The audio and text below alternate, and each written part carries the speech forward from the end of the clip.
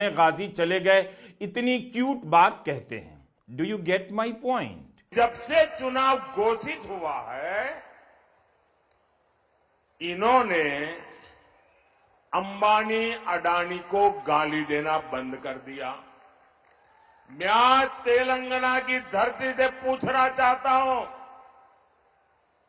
जरा ये आजाद घोषित करें कि चुनाव में ये अंबानी अडानी से कितना माल उठाया है, काले धन के कितने बोरे भर करके रुपये मारे हैं, क्या टेम्पो भर करके नोटे कांग्रेस के लिए पहुंची है, क्या सौदा हुआ है। आपने रातों रात अंबानी अडानी इनको गाली देना बंद कर दिया। जरूर दाल में कुछ काला है।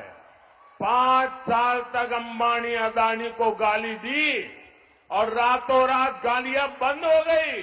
मतलब कोई न कोई चोरी का माल टेम्पो भर भर करके आपने पाया है।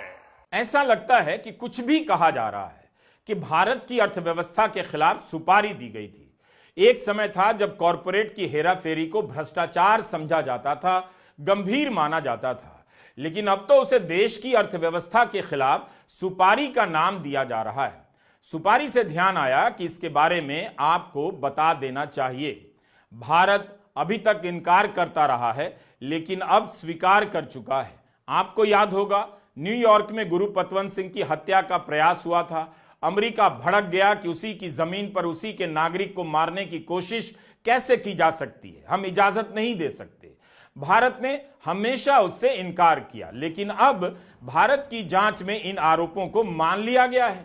अमेरिका जब अपनी तरफ से जांच करने लगा, तब उसके दबाव में भारत ने भी जांच शुरू कर दी।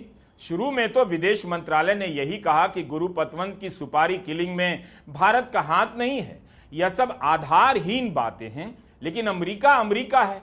आधारहीन बोलने के बाद भी भारत को जांच के लिए नवंबर 2023 में हाई पावर कमेटी बिठानी पड़ गई। अब भारत के गृह मंत्रालय ने इस जांच के नतीजे के बारे में प्रेस नोट जारी किया है। कहा है कि कमेटी ने एक व्यक्ति के खिलाफ कानूनी कार्रवाई करने का सुझाव दिया है। इस व्यक्ति का आपराधिक इतिहास